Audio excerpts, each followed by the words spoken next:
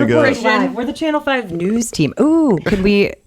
I'm trying to get my office to dress up as the Channel 4. What is it from Anchorman? Oh, yeah. I don't know the number, but yeah. I've only seen it once or twice. Like somebody can be Brick and somebody can wear that cowboy hat. No, I think that's really cute. Actually, we should do that. I was trying to get my office to do a group Halloween costume, and they all said no instantly. I've been They Ron all Burgundy. said they were going to be sick that year. Before. Oh, why? Who doesn't want to participate in a group Halloween costume? John won. You too. I mean, it depends on what it is. You said it, Power but you Rangers, did say it. Power Rangers. Power I'm not Rangers about that. Wouldn't that be so fun. cute? Yes, it'd be so cute. We can all wear jumpsuits. It's going to be awesome. I'm Oh dead. my God. Start it, because I'm going to... Where did... It came with it. What an intro. What's going on, folks? It's Christian Olson with Berkshire Hathaway. Welcome to Two Baltimorons. Sitting here with Courtney and Liv. Say what's up. Hey, what's up? What's up? I just realized we've never said the name of the show on the show before. That was the first time. I feel like we've done 24 we need episodes. to make that happen. And Every podcast. This is the only time we've ever said it.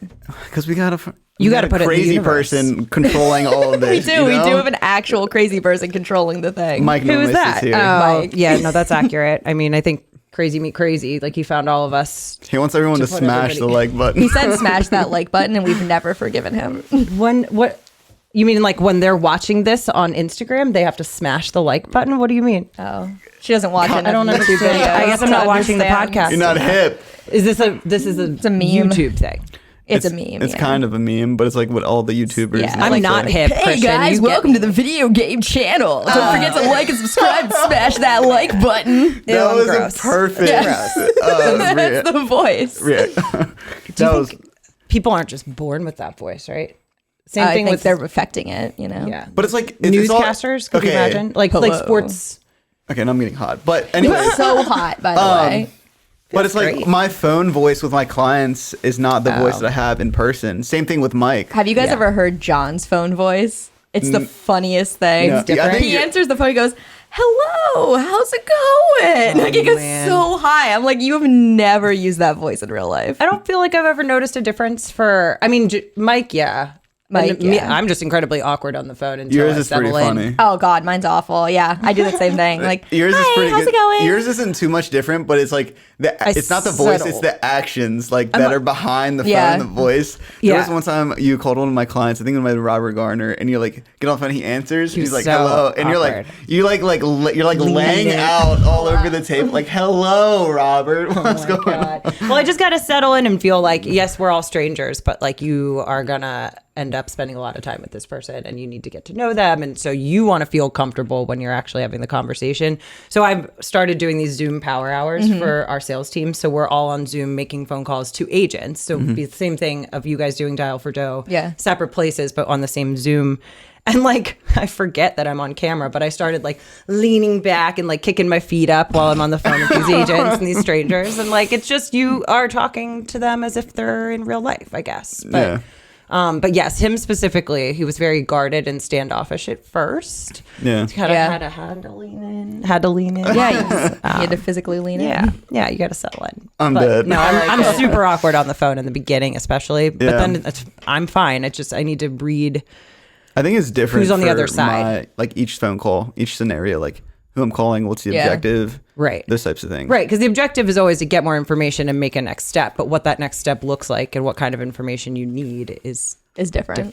Yeah. And then like every, I guess, reaction from whoever you're calling is different. Whether they somewhat react in the same way, like they're a little standoffish, like hello, and you're like. Hello, you know, and then hello. I don't know. I called you, but I'm like, who are you? Right, and it's like you're kind of playing back and forth, but if they don't really give a whole lot back, it sometimes can be difficult and find a route to navigate to. Yeah, that's true. So smash the like button is how that whole thing started. Now we go full circle. Should I just never know what that is and just it can be the other? We'll send you some memes later. Yeah, I'll send you some example videos. You know what's also really hard to define is how do you explain what a meme is to someone who doesn't know? Oh, like God. to an alien? Yeah, I guess my mom, to your parents. My mom asked me, what is a meme? Explain and a meme I'm like, to your you know parents. what? Defining this isn't the easiest thing to do. It's like a joke, but it's like on the internet. Right. And it doesn't have to be a picture, but it can Could be a moving video thing called a yeah. GIF. Or is it a GIF or a GIF? It's technically GIF, but we all say GIF because that's stupid. GIF? I don't The like guy who that. made it said it says GIF. So He's an we'll idiot. go with him. It's GIF. He sounds like a Baltimorean. Is it like part of his name? No, I don't think so. No. It's a graphic something. It stands for something. Like, you know how some people like it's like put their name and stuff? Right. Yeah, if it was his name, I'd be like, okay, sure, but no. Right. Real quick, before we dive into title stuff, I had a great idea. Okay. Liv knows about it. Yeah, this is a good idea. So, Frank Oliver and Company. So we got Michael Frank's name. Yeah. I'm changing my last name to Oliver. You're doing it? You're going to be the new Oliver? So then he's de facto taking over half the business. Yeah, right. Just working my way in there. Yes. Get new business cards, and I'm going to print out Christian Oliver. I don't know, like a form that says your name has changed. I'm gonna present it to Mike. Yeah, we're gonna make a fake like Photoshopped thing. Yeah, do it. That definitely seems like a good use of time. Yeah. And then he'll look at it and he'll be like, I'm sure they have some template out there. You know? And your last name's not that far off anyway. You still have change a couple letters. You're good. Start with an OL. Yeah. Or maybe you should just have Mike change the name to the Frank Olson. And it doesn't roll off the tongue. You're right. It really doesn't. What's your middle name? Frank Olson sounds like Alexander. a blues singer. Your middle name's Alexander. Yeah. That's really interesting.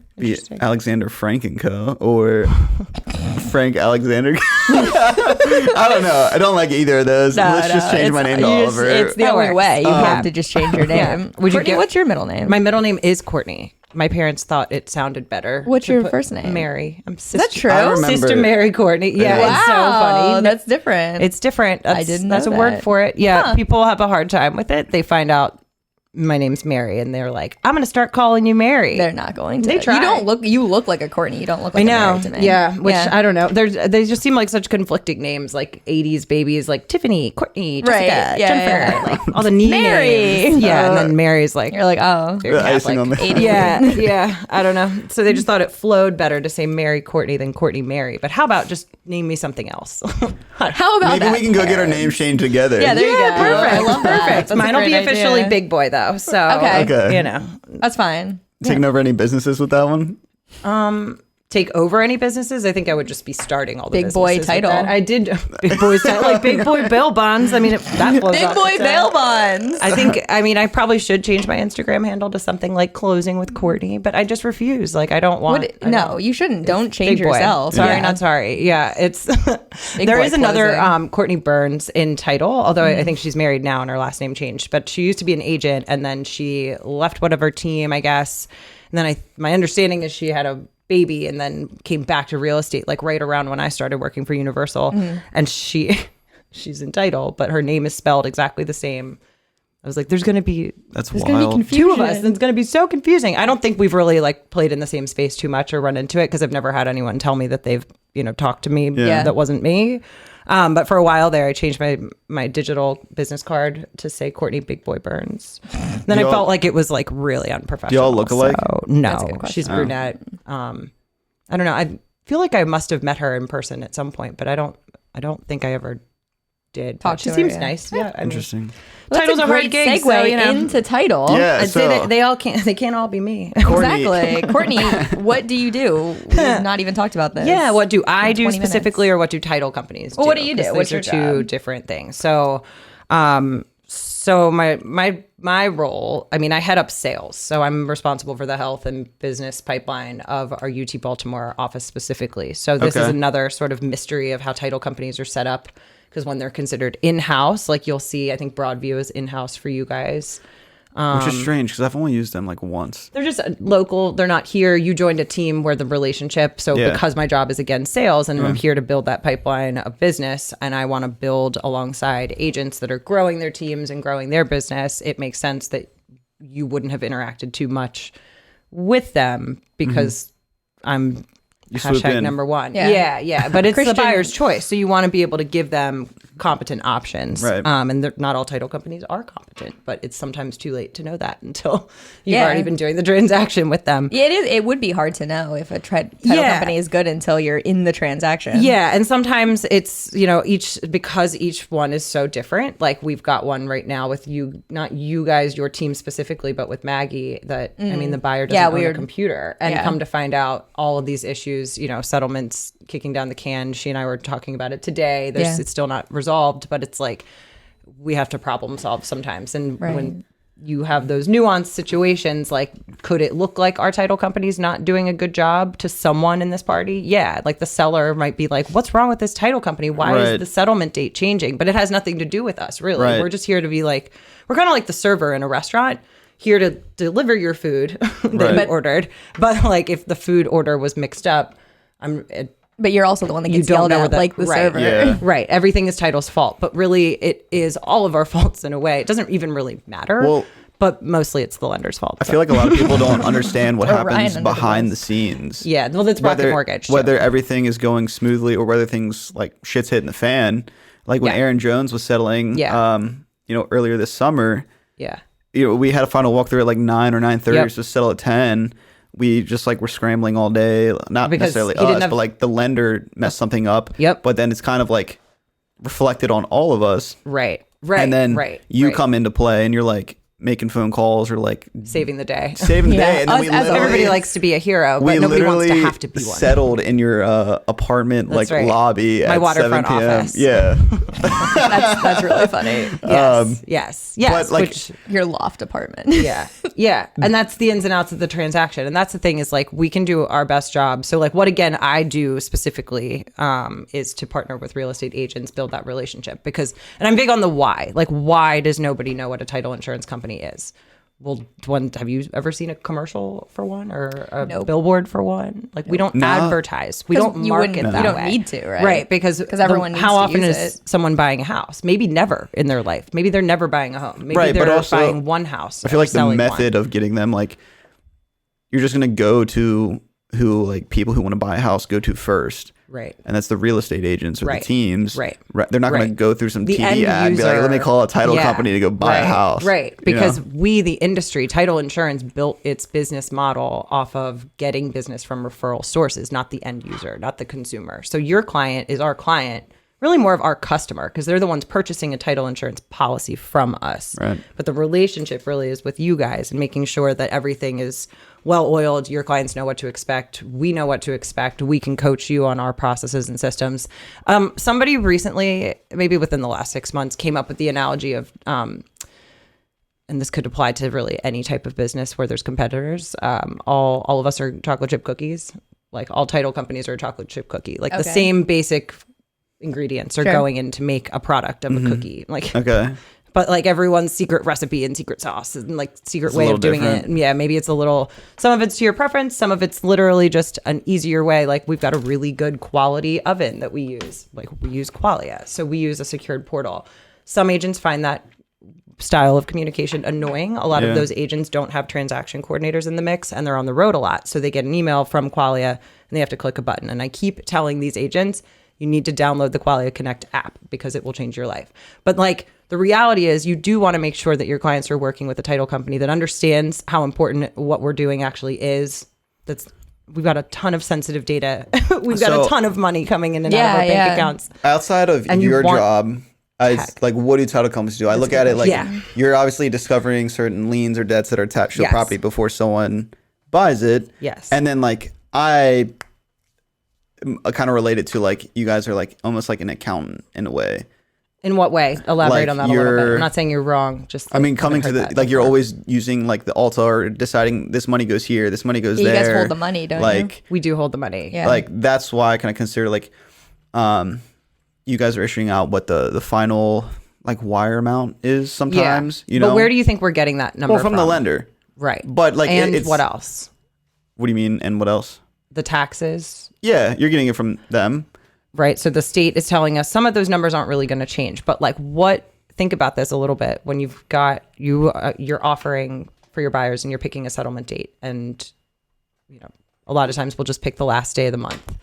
But we stopped doing that. Good. Oh, okay. Well, let's think about. We can talk about that later. How about that? Well, I think you need to take a look at the calendar because if you just pick the last day of the month, and we've had this a couple times, not just from you guys, lots of agents do this, where you'd pick like a Saturday. Well, like nobody's closing on a Saturday. Why? Because banks aren't really open. Because nothing's open. So as much as banks are open when the retail branch occasionally for a few hours, the people that are on staff that are actually there to transfer the money they don't work because the federal government isn't working on the weekends. So you have to think of title companies as banks. Like think of us as bank hours, federal government hours. Yeah. Like it's annoying because real estate for you guys doesn't stop.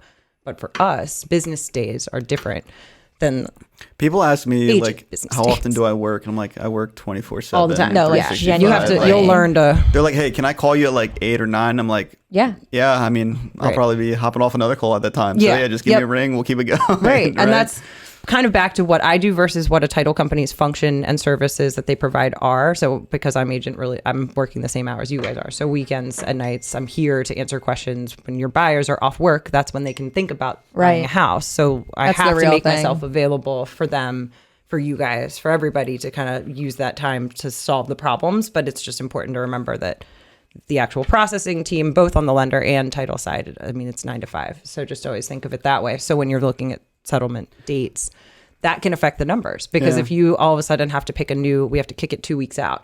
Well, now the taxes are going to change. We kind of almost ran into something like this not too long ago. Yeah. It's normal. It's totally normal. We're fine with it. We take the contract and we adhere to the contract. So we need addendums. So we need extensions. So we need those things in writing to tell us what to do, essentially. So then it becomes this back and forth game. Like there's a lot of cooks in the kitchen, but we've got original contract has a settlement date of X. Something happens with the appraisal, it goes wrong, they have to make some repairs, then it's raining over the weekend, those repairs were supposed to be made, so then that doesn't get done. So we're kind of in limbo waiting at that point for the lender to tell us that they've moved on to their next steps. Okay. So we're in the dark on that side. And then meanwhile, the opposite, I guess, could be true where... I like your hand. Thank you. I'm a mover. I'm an interpretive speaker instead of dancer. Yeah. But it is something that like... it's fluid. So just with your clients, it's always important to help them understand like this contract, we're going to adhere to the dates in the contract. The numbers we're going to be calculating are based on the settlement date of X. And there are certain things that's affecting the annual taxes for one, because if it's a 2-week extension, now the seller owns it for 2 weeks longer, which means they're paying the taxes for those 2 weeks. So another thing to think about when things change like that is that you're affecting real people's money. It's not by a ton, but it's still reasons. It's not just the emotional if I want to sell this house. If you're coming with the buyer and the listing agent and sellers getting pissed because it keeps extending, it's costing them money. So like you want to be the agents that are conscious of that. And so us in title, we're here for the fluidity, and anytime there's a price change, all the original numbers are out the window. Yeah. Now you're going to waive your admin fee. So we're here for that sort of like chaos, I guess, of it.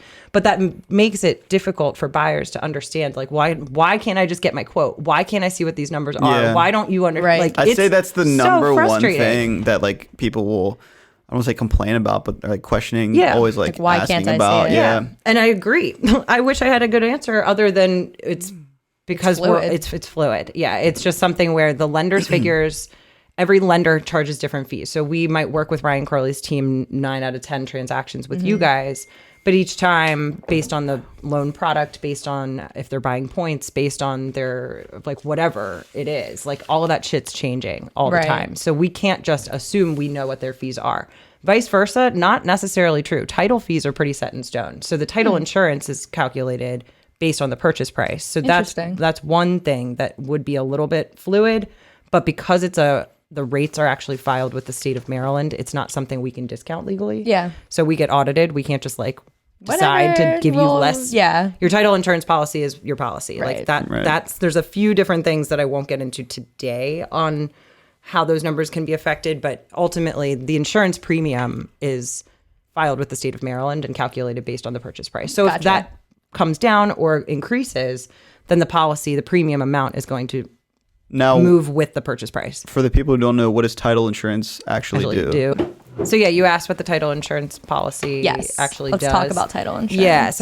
So I feel like let's separate that. Let's put that on the table for now. So the title insurance policy and the insurance itself, let's table that. So the title and settlement companies are engaged to really facilitate the sale. So you're comparing us to CPAs.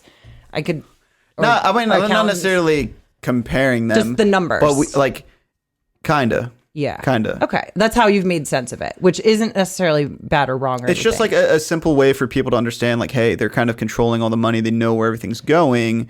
And they're the ones that are saying, hey, we're going to pay this amount. Hey, we're going to do this. Hey, this is where this money's going. This the is where money flows through our escrow accounts. Right. So we're sort of like, think of us as there's A middleman? Definitely a middleman. So more commonly you'll hear we're a neutral third party. So we're like the Switzerland of the transaction. Like, yes, the buyer is choosing the title company, but like we have to do what the contract says. So we're not really loyal to the buyer per se. They can't sway us, but we're not getting paid anything if we don't close the deal. So we have to do everything we can in order to make sure we can get clear title to close on their loan in order for them to make that purchase. If it's a cash deal, slightly different, but I digress. So I like to compare us to a credit card swipey system. Like if you're at a Starbucks. A swipey system. Yeah, okay, I'm at a Starbucks. Again, tech, as you've seen, technology, not my thing. But like whatever those point of sale systems are. So you swipe your credit card or I guess tap your phone. And that you can tap little your credit card reader, now. Tap anything. You can tap the credit. I've tried that and I'm so confused by it. And I don't think I have the right credit card to do it. Yeah, you have to have a credit card that can tap. That can tap. Oh my God. Okay. Courtney's just out here tapping your fucking debit card. Yeah, seriously, that's what I was doing. Why is it not working? Work, Like, please. oh my God. Apple Pay I've been forced to use, but I've embraced it. But so it'd be cool if you could just like tap your phone and buy a house, but like you can't. So the reason there's so many moving pieces and there's so much room for human error. And if you just think about the title company as doing due diligence, that's been my new thing. So we're the point of sale system. So the money comes in from the buyer, like you're buying a coffee. The money in your bank account is read and credited like through that little point of sale system, and then it lands into the coffee house bank account. So sort of that same way where it's coming through, people are swiping their credit card for those 30 days you're under contract. We're going through and in very slow motion getting everything in order so that the lender money comes into our little bank account. We hold on to it. We sign all the documents. Then when everything is officially signed and good to go and the lender gives us permission, then we release the funds to the seller. So the seller authorizes us to do their payoff. So our job is to uncover any outstanding liens or debts or anything. So normal ones are just mortgage payoffs. So a lot of times people have one or two, or there's like an old one from years ago that just didn't get released from public record. So then it becomes our job to get rid of that and confirm that no money is actually owed on that old ass. Now, what do you that makes ask? sense. I've had times where sellers ask, like, can we use a different title company to cut down on costs for the seller? Yeah, good question. So there are title companies down in Montgomery County, especially, and like more the Virginia suburbs, or people that are doing business in both, that they are accustomed to putting fees on the seller side. I don't agree with it. I don't like it. And we don't do it in our Baltimore what type office. of fees? It's just like a settlement processing fee. So, and it can be anywhere from $600 to $1,000 I've seen. Okay. I think the reason, like what I have made sense of this, because the only logical way this makes sense to me, Virginia used to have, what a nightmare, but Virginia used to have split settlements, meaning that the buyer and the seller would hire title companies to that represent sounds like them. a disaster. Christ. Yeah, dude. So like, as if there aren't enough cooks in the kitchen, then you had somebody representing buyers, and then this title company. And if one of them is incompetent or not very good, and their money has to, it's just awful. That So they sounds terrible. finally outlawed it.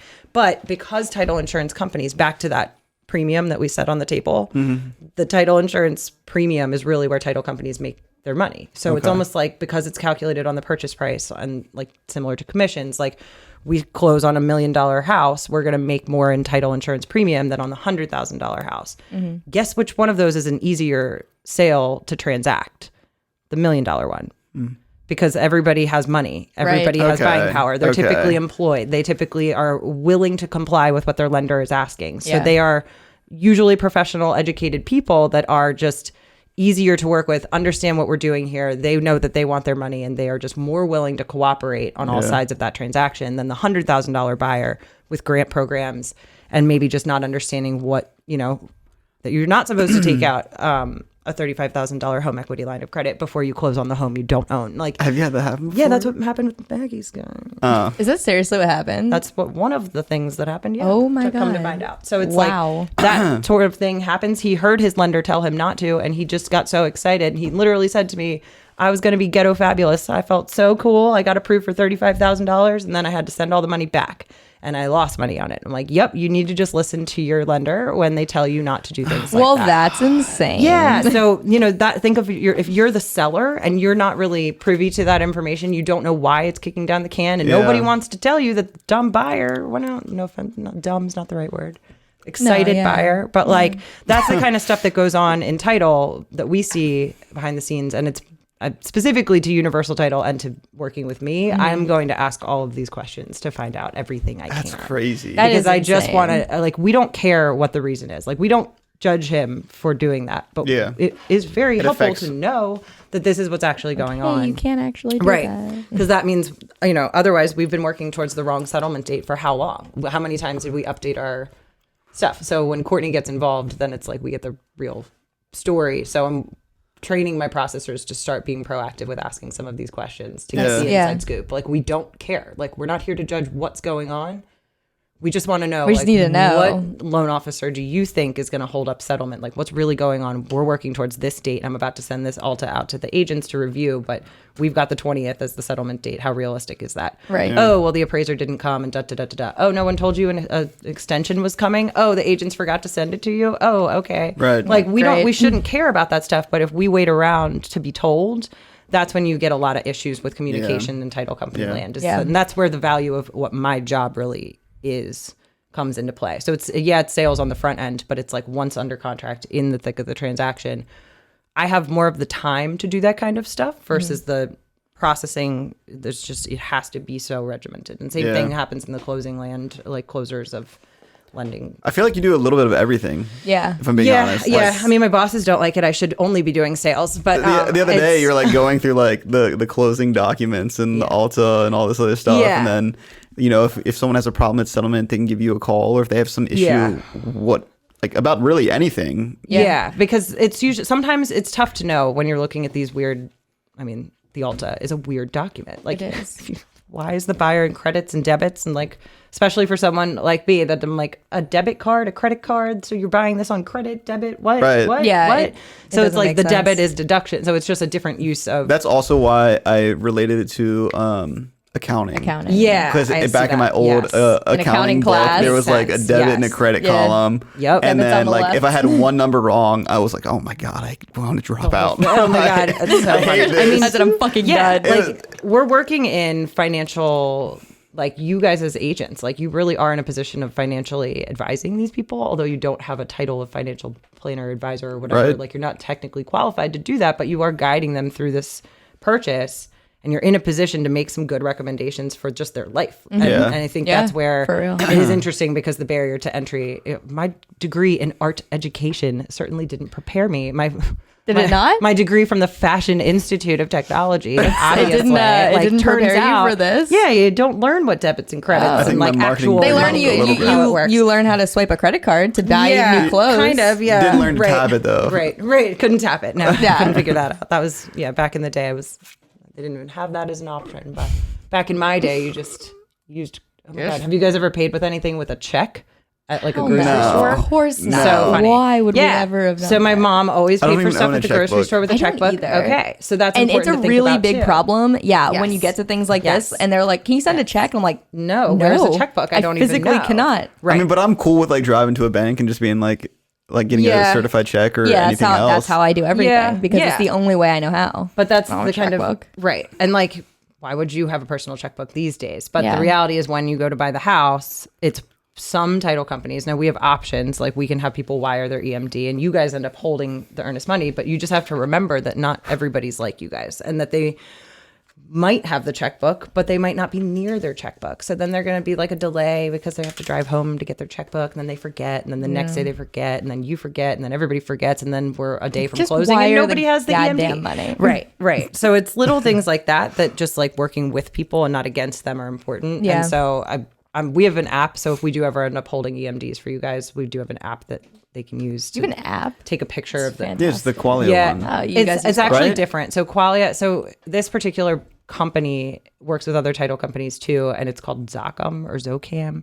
And basically, they can download it, create an account, and then take a photo of the check. But I heard that there's been an update recently, so they don't even need a checkbook, because that's been a huge thing. It's a really cool feature that we offer. It's great that we have that technology, no one because some title companies don't, and that makes it.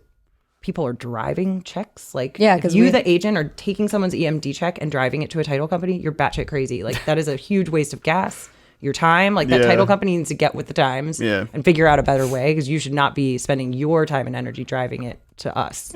But so I've Preach. heard that Zocam or Zocam, I don't know how to pronounce it, has updated their features so that you can just type in like an accounting and routing number, which would be amazing. Yeah. So again, if we do start handling that for you guys, it's just something to be aware of. Is like be cool. That is something that your buyers get hung up on, and it's something that then wire transfers could be another topic that we should talk about another day, because what a wire versus an ACH versus oh god. In terms of title or anything, I think a lot of people come into the housing market and like whether it's an inspector, title, or lender, they go with the first option that like just jumps out at them. Yeah. So like I've dealt with people from other lenders or other using other inspectors or other title companies. I'm like, hey, going look, against your recommendation. Right. Yeah. And like by all means they have that choice, but we have certain tools and things in line with them or like in our tool belt to get them to that settlement table in the smoothest process possible. Yes. Right. Yes. And the event that a lot of people bring things to their own table, whether it's their own lender, whether it's again, throws a wrench in that a little bit. Any of that, it does. It does because it changes up the communication. We don't know how the other person You're a little works. more in the dark, right? And the reality is, we're all professionals, and like we in title, and you in agent land, and any loan officer lending team, like we should all be able to just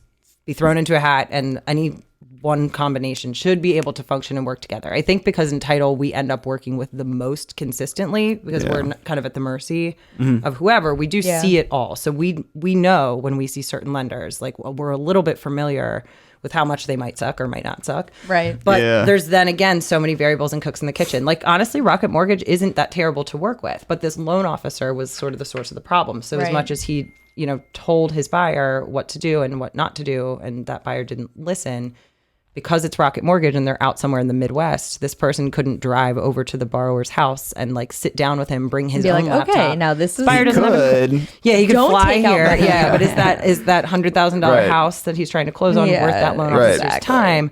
Well, it has become super time consuming because absolutely. That's part of the reason that when you get good agents, you guys are in the driver's seat and you're setting the expectations for your clients. Like, this is what we're going to do. Like, do you have anybody in like family members in title? Like, here's the 2 that we recommend. Pick one. Like, we work with them all the time. And they really don't, because they don't understand, when you sort of set them free to go research title companies and ask questions, they get overwhelmed and confused, and they don't know what to ask. Exactly. Like, how would you know what questions to ask a title company? You don't know what a title company does. How technologically savvy are you? Like, what do you ask? Like, Courtney, not so much, but Universal Title like has everything streamlined. You know what I'm saying? No, like you just gotta trust your real estate agent because to guide you in the right at the end of the day, like Yeah. I think what we always say is like who you work with matters, and it does. I think on our team we do a really good job of having good relationships with the title company and lenders and things like that. So that and we have to work for it too. Like we have to work to build this relationship. And I know at the end, team leader Mike is going to review and say, Courtney, we might not be doing business with you next year, but like let's put this to the group and like let's talk about it. Yeah. Mm-hmm. And so I know that, like I know that that's coming, and I know that's going to happen every single year, and it should, because if we're not doing a good job for you guys, then why would you continue to? Why would we still work together? Make sure something's wrong, and because we have built this relationship where we can communicate and work through it and come up with ideas together, that's where I think the value really comes into play.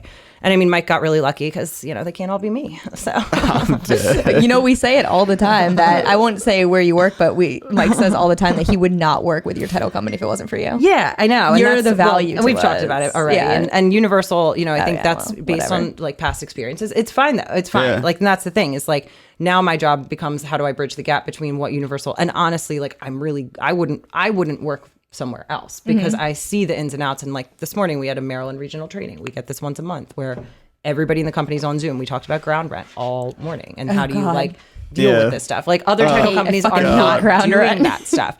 So as much as Mike, and he stepped in when I was like newer and he'd had an issue with an attorney that doesn't work there anymore. So and I understand where he's coming from on his thought process, but it's definitely, it promises I wouldn't work for. There's a lot of title companies I would not. There's a lot of title companies that Mike will straight up like be like, oh, that's what you want. Just can't. Yeah. I can't do business in ways that I think a lot of my competitors do. And again, why do you get away with being able to like not really know your product and not do a very good job, but still get business? Well, wine and dine a real estate agent and build the relationship that way. Yeah. And ultimately, the deals are getting closed, no matter how painful it is behind the scenes. The agent doesn't really know the difference, and if the agent that doesn't really care gets tied up with that title company, then they're developing all these bad habits. They just don't really know what's going on. And it makes for difficult transactions for all of us in this industry that take our profession seriously. I think, well, For real, though. I think for all the people that do take it seriously, they find their systems that work best for them. Yeah. And they That's just a good stick to point. that. Yeah. you And know? then someone like Courtney doing her job in sales calls to be like, let me create more work for you. Let's who are you? Where you obviously you're using somebody now. So let's sit down and talk about, with respect to that relationship, what could I be doing? Or how could I be adding value But that's to how you you and your team? grow business, whether you're an Right. agent Yeah, I think looking for that's more right. clients, whether Yeah. you're a lender, whether you're a title company, Right. whether It's a you're numbers whoever. game. Right. Right. Same thing for you guys. You're talking to a million strangers who may or may not have an interest in buying a house, but Zillow told you that they did, and your job is to find out where Zillow they don't really lie. are. It's like Yeah, they do Zillow sometimes. definitely Zillow don't lie. lies constantly. That's what you should say back to the next buyer that's like, where did you get my information? Zillow don't lie. Yeah, right. Zillow don't lie. Like, we know you want to buy a house. Check Like, them real quick. right. But that's it. It's like I have to build these relationships with other agents outside of the ones that we have existing that I'm protecting and want to continue to grow with, and find these new people to do business with. But I'm coming in and disrupting their process. Yeah. Like they have it well oiled. Fucking If shut they're up. You're like, here if we they're are. producing, but like. Be honest though, are we your favorite agents? Of course, I'm not Okay. kidding. You are definitely my favorites. Like you guys are just so much Obviously. fun. Like you make a really unfun job, like incredibly I entertaining. think you make and, a really like, unfun job, incredibly Thanks. entertaining. I'll Yeah. take it. I'll take it. I mean, I think that's where, but I've learned so much from Mike and just the way he wants to grow and do business. Like, you guys are one of a kind. Like, I'll never have another client like you guys. Aw, in a bad way. She's like, yeah, you're one of a fucking kind. No, I mean high maintenance, yes, but like bad, no. But like There's a this is why, difference. because how much have we learned from each other just already? So much. Yeah. So back to title insurance. Yeah, where it's still on the table. Which, like, ideally, nobody ever has to use. Yeah, because that's where it should stay. Because if we do our job through the transaction and we've uncovered all the risks and we're issuing this title policy, and it's important to think about it, like, think of it as a tangible thing. Title just relates, that's ownership. So you own the house. So the deed is like the public document that says to the world, you own this property, and it is recorded with the state, and then you'll get the original back. But the deed is like not really what it used to be back in the day when it was like, I found the deed. Like it's not like on public record. There's all kinds of history, and that's what title companies do. So back to the due diligence, this has been sort of my easiest way of describing it. Buyers go under contract, and all of us enter due diligence phase. So you, the agent, and the buyer, due diligence on the condition of the house. So you're getting that inspection and walkthrough and all the tests and whatever you guys do. So you're doing that. We're doing due diligence on the actual history of that ownership of the property and looking for any. So you're checking for like everyone that's lived there. Yeah, we're going Like back 60 forever. years. So, and this is all outsourced. Every title company outsources this to what's called an abstractor. So their job is to like go back in time. For a full search is considered 60 years. So they go back in time, they pull a report that's not public record, and they send that to us. And then it's our team's So where do they job. get it? Land records. They like look, I don't I always picture like some little like hermit just digging through like files in a library. Because like, it used to be land, like it was actual, yeah, like looking through like the you're digging newspapers on that through machine. real, kind of, yeah. Yeah. But they put together this I can report see for that. us. So they charge whatever they charge based on how much was in it. And then we review it. So we're doing that due diligence. Meanwhile, the lender's doing theirs on the financials. Now, let's say there is a lien attached to the property. What That's a good question. happens? Yeah, what It's our job to next? clear it. So like we uncover it and we're saying, hey, the seller has their mortgage, and then we uncovered this other random lien that hasn't been released from public record. What is a lien? Good I think question. we need Another, to yes. cover Oh my God. that. Thank you for asking that, because I feel like they don't make it's such an abstract Yeah. thing. So like basically this is saying that a debt is owed, and in order before you can profit anything, like that lien, that's like meaning like what's a good word for it? Like it has to be paid back before you can get any of your money. Yeah, So so it's like- It's like putting a boot on your car. Correct. You cannot Yes, drive. You can't drive that car until you take that boot. You finally have to pay that boot. So like There you it's go. and when I lived in Fed Hill, I got boots. Did you really? Oh yeah, because How all you many? needed. I've was never had two. that I had happen. two. I'm pretty Oh, I sure thought two. you were going to be in the double digits. No, but I mean, Oh. two's pretty bad. Like, I mean, there's Is you have to get like 3 tickets and not pay them, and like I just didn't pay them. Like No, I I hated never my paid job. them. And I I make a lot of know. money. You and had I was a like, lot of I don't really liens. care. You had a lot of liens They on were your liens, car. yes. And actually, that's something the MBA would put the lien on too, because you'd end up getting flag fees. So when you had to re-up on your like your I forget Your what it is. registration. Your registration, Oh, I know. you gotta This get the happens to new. me every year. That's when they stop you. So that's almost the same thing as these real estate transactions. Like that seller could be putting all kinds of debts against the house because they could go out and get a contractor to like fix up whatever, and then they just choose not to pay that contractor. Well, the contractor puts the lien on the house. So there's the usual mortgage, which is typically in first lien position. So like they're the ones to get paid back first. Yeah. But there's way you can stack up that debt and people can attach it. Now, like, what if there is a lien there? What do they do? And there is what if there's no money to compensate for that money? Sellers got to bring money to the table if they want the sale to go through. So then like the sale could get canceled. Correct. So we might find something in title that is going to kill the entire deal. Now, it's not often, but we could. Not that this would be the best interest of the buyer unless they really wanted the house, but could they bring that money to the table and pay it off? I guess that could be negotiated. I see no reason it couldn't be. We would just have to have it satisfied before. An addendum, and why? We cannot issue clean title. Like we will not issue a title insurance policy because we will not insure something that we know has problems because then we're going to get screwed. You're going to immediately have a claim when you go to sell and then we're going to come out of pocket. So like our whole goal here, and think about this in all aspects of real estate, is shifting the risk. So we take on the risk by issuing this insurance policy and saying, we cleared everything we think we cleared, but it's possible that something will happen after settlement that attaches to the property that we can't see. It's possible that we missed something. It's possible that there's forgeries or fraud in the mix. It's possible that somebody will steal your identity and then rack up a bunch of debt that attaches to your property, or like possible that we just missed something. So all of that is the guarantee. That's what we're insuring. So when you're buying that product, it's that peace of mind to say, okay, they did this, but we won't issue it unless we're confident that we did it correctly. Right. That said, you have to buy it. So let's take cash deals off the table for the moment. You have to buy it. Your lender requires a condition of the loan is that of one of many boxes that has to be checked is that you buyer are going to buy us title insurance on our behalf. Now you're going to pay for it and we're going to benefit. Now, does this change depending on the price of the home? Yep. So it's the price of the loan. Okay. So the premium, again, is generated based on the purchase price, but the premium so there's two different products that you can hold. There's the lender title policy and the owner's title policy. The owner's title policy, not that you should choose not to buy it, but it's technically optional. So you can skip it. You can waive it. And it says optional. It should on the closing disclosure. Okay. So you'll get buyers that sometimes question it. And typically agents are pretty good about being like, you need it. Like, just buy it. And like, that's not a great answer to someone who's like really trying to dig into like, well, what am I protected from? Yeah. And it's all of those things. It's debts against the property that aren't really technically yours, but something happens during the title process that we miss. Okay. So basically, we can't go through this process. So like, you have the option of buying it, yes, but like typically you're going to opt into it. I think Qualia asks you to do it or something, but you should know that like you were buying this product from us, and it gives you all the protection. So even if the lender even if you skip it, the lender makes you buy one. So you might as well. And now it's a little bit less money. Is there a difference between the two? Not in.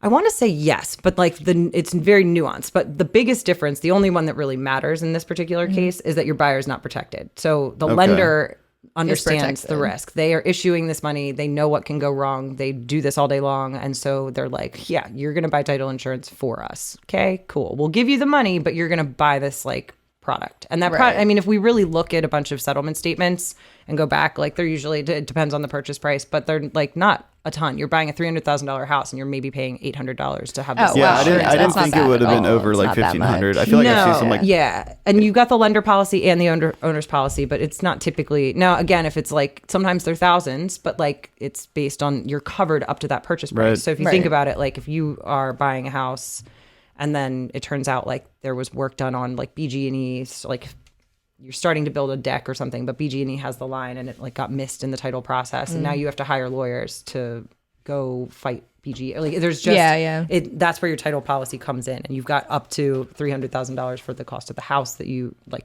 in legal fees protecting you. Interesting. It's abstract, but it's like, and hopefully again you never actually have to use it, but there are claims. Claims get made. Is there anything it doesn't cover? Yeah. So one of the things that is probably a little confusing, and like we issue a commitment. So we're saying after reviewing the file, like we will say we are committing to insure this. When we know that there is a BG&E line, we're saying we'll insure everything but that line. So we're like, we're taking exception to that space. So like you have to understand, like we identified it. We're saying we're not insuring that. because we can't, because Right. we don't own it technically. So Got like it. we uncover that stuff and it's all in there. It's just during a very overwhelming process where there's a lot of words being thrown around. The last thing you're doing is like reviewing what's in your title commitment. Right, Now yeah. that's the difference between a transaction in the residential and commercial space. You've got lawyers that are reviewing all that stuff, and they're changing it. There's exceptions, there's endorsements, there's things we can do, and your lender's team is doing that for you. They'll say, we want you to add in this endorsement or that. And so it's providing more coverage, which I guess theoretically could affect the price. Doesn't matter. But yeah, the Interesting. biggest difference I'd say between the two is just that the lender policy does nothing for your buyer. They have to buy an owner's policy if they want to have any of this protection. If they want to and be it's an protected. annoying thing. It's annoying. I hate selling I don't know, insurance. but it's like better to be safe than hell sorry. yeah, it's Yeah, better to be just safe do than it. sorry. Yeah, like it Especially really for like is the biggest purchase of your life, right? Correct. Like $800. Yeah, I think. I'll yeah, take it. yeah, or like around there. Like, Right. and Yeah, we don't want but- people to.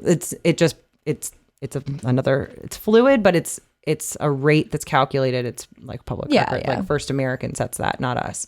So it is a drop in the bucket in the grand scheme, and it's rolled into the closing costs. So it's like just Right. part of the money that it's getting totaled. You know, another annoying one. I think it's an annoying fee that there's transfer and recordation taxes that people have to pay, but the state of Maryland decides that, not Courtney. Right, that's not you. So like it's one of those like $1,000s here. It's just getting your buyers mentally prepared for what money is going to be spent, and getting them mentally prepared that it's all normal and it's good and it just is. Like there is no way around it. You're not getting out of paying those transfer taxes. Like Right. unless there's something negotiated by the agent.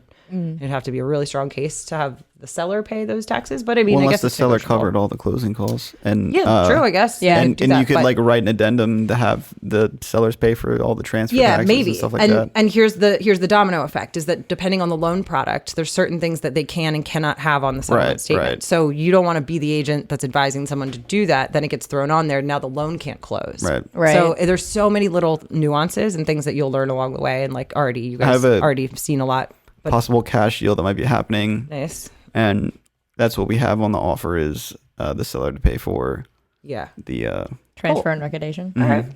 Do it. So yeah. we'll see. Fuck it. Do it. Do it. We'll see what We'll happens. test it for you. That's what you're offering with. So that's Yeah. cool. So Yeah. like, I mean, yeah, why not? And if they accept that going into it, like all these things are negotiable. And I think that's just the piece of like thinking about this as due diligence. So like lenders like digging into the financials of your buyer in the background, and they're asking for extra tax return, like all kinds of annoying Yeah, shit. yeah. But like they're doing their thing. Meanwhile, you guys are doing your thing. And at any point, like what we might uncover that the seller has a bankruptcy, let's call it. And there's an old lien, but like, and this happened. Like we had somebody who took out $30,000 line of credit or something in 2006, then filed for bankruptcy 2007. And then the lender that he took the money he borrowed from sold off their loan portfolio to some other company. That always happens. Yeah, so like our job and title, like we couldn't close it because we couldn't get That sounds like a confirmation. damn headache. Dude, it was a damn headache. Like, Yeah. it was bad. And the poor buyer is like, what's going on? Because this Yeah. all had to do with the seller. But the Right. seller was being unhelpful, let's call it. And he just was like, I don't remember signing that. Like, well, that's interesting because this deed of trust is 'Cause that's all clearly your signature is all your over name. this. Yeah. But he just didn't remember. But also when you file for bankruptcy, your debtors, I always mix this up, but they can't contact you directly. They have to go through your bankruptcy attorneys or something. Oh, my so Lord in like heaven. he had no idea where this, even if a letter had been sent to say, hey, you still owe $30,000 or whatever. But Yeah. there's some ways we That's can a be lot. creative. Definitely a It's a lot. headache. Not a No, fan thank Do you of feel Yeah. exhausted yet? Because Yeah, right? Honestly, Yeah, so that's where But- we're just like, oh, just let us handle it. Ladies and gentlemen, title in a nutshell. Yeah. Don't worry Nutshells about it. Nutshells is strong. This podcast been in 2 seconds long. Don't worry about it. Yeah, that's right. There's a summary there. Just get your ask your title agent insurance and don't worry. and Get you'll your be title good, insurance you and know? just pick And whatever title- title company they say. Yeah, your agent says. And title they we know trust. what they're doing. And if your agent doesn't tell you to pick Universal Title, talk to your agent. Yeah, get it, or maybe get a new who's one. your agent? Yeah, get a new agent. Yeah. If anybody's out there watching this not working with you guys, you're doing it wrong. I Let feel like them know. most of the people who watch this are not working with us. They probably have no they just idea maybe who we don't are. need to buy a house yet. Well, but when Yeah. they need to buy a house, I think let's work on the audience. when they need to buy a house. Yeah. yeah. When they need to buy a When house. you need to buy a They're going to house. come to you guys. All right. Well, you guys can catch me on Instagram at Christian the Deadhead, TikTok the Deadhead Realtor. website, Christian at Frank. Wait, no, that's my email. Oh my God. Christian at frankoliverco.com. And then Courtney, how can they reach you? Oh my God, please follow me on Instagram at bigboy1357. So professional. I love it. Why 1357? 13 and 57 are my two favorite numbers. Is that true? Yeah. Okay. My birthday is March 13. Oh, love it. There you Love go. it. Love it. And- Yeah, I mean, and they can call me, but What's your phone number? 443-417-8578. We came up with a tip recently that you're supposed to picture someone writing it down when you leave a voicemail for someone with your phone number. Like, say the So that numbers as if they're- you're writing it. So okay. it's 443. Yeah, that's actually, you know what? Well, now that I'm on caffeine, I can talk at like a normal 7, pace 8. now. Yeah, like I'm glad that. you're all fast talkers though, because when people are slow talkers, I'm like, keep up. Like, What are you doing? they can't follow me. Like, and I Like, have what? been told enough times to know it is in fact me and not them. I am a fast is, in talker, fact, but me. like, I don't know, keep up. And Liv, how can they find you? Use in the description. Just look at it. I'm never gonna say it because it's in the description. What am I gonna sit here and say it? Well, for you the could say Audible Michael learners Frank's out like there. tag. That's I actually true. don't know it enough. It's like to Michael say it. Frank A with million There's like a underscores. million, Yeah, but you'll it's still in find the it. description. It's if find you just it. want to Find follow us, me. you'll figure it out. Find Big Boy and I'll put you to Mike. Alrighty, guys. Thank you for tuning in, and we'll catch you next time. Peace. Fun.